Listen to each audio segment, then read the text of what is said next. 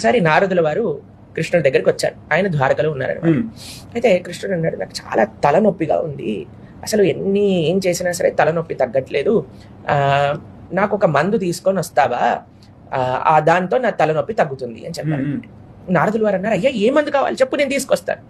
ఏం లేదు, నా భక్తుల యొక్క పాదాల పైన అంటుకున్న ధూళి అంటే మట్టి, మా భక్తుల పాదాల మట్టి తీసుకొచ్చి నా తలపైన రాస్తే తగ్గుతుంది అని అన్నారు.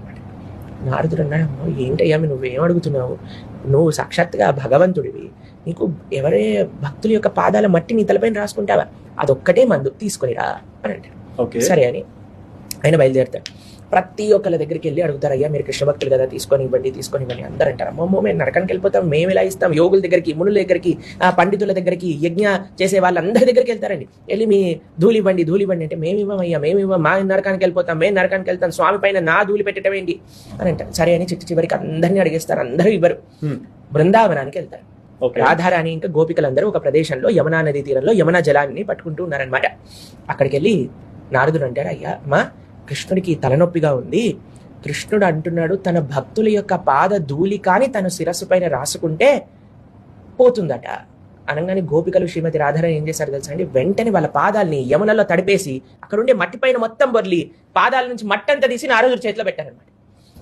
ఒకసారి నారదుల వారు కృష్ణుడి దగ్గరికి వచ్చారు. ఆయన ద్వారకలో ఉన్నారనమాట. అయితే కృష్ణుడు అన్నాడు, నాకు చాలా తలనొప్పిగా ఉంది, అసలు ఏం చేసినా సరే తలనొప్పి తగ్గట్లేదు, నాకు ఒక మందు తీసుకొని వస్తావా, దాంతో నా తలనొప్పి తగ్గుతుంది అని చెప్పారు. నారదుల వారు అన్నారు, అయ్యా ఏ మందు కావాలి చెప్పు, నేను తీసుకొస్తాను. ఏం లేదు, నా భక్తుల యొక్క పాదాల పైన అంటుకున్న ధూళి అంటే మట్టి, మా భక్తుల పాదాల మట్టి తీసుకొచ్చి నా తలపైన రాస్తే తగ్గుతుంది అని అన్నారు.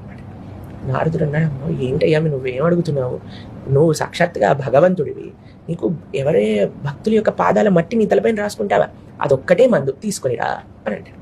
సరే అని ఆయన బయలుదేరుతాడు.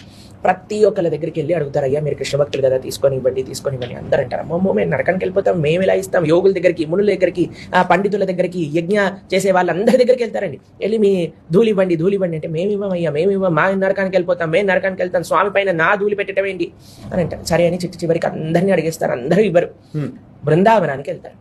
రాధారాణి ఇంకా గోపికలందరూ ఒక ప్రదేశంలో యమునా నదీ తీరంలో యమునా జలాన్ని పట్టుకుంటూ ఉన్నారనమాట.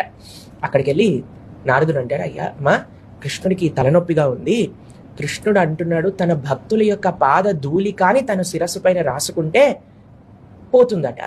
అనగానే గోపికలు శ్రీమతి రాధారాణి ఏం చేశారు తెలుసా అండి, వెంటనే వాళ్ళ పాదాలని యమునలో తడిపేసి అక్కడ ఉండే మట్టి పైన మొత్తం బొర్లి పాదాల నుంచి మట్టి అంతా తీసి నారదుడి చేతిలో పెట్టారనమాట.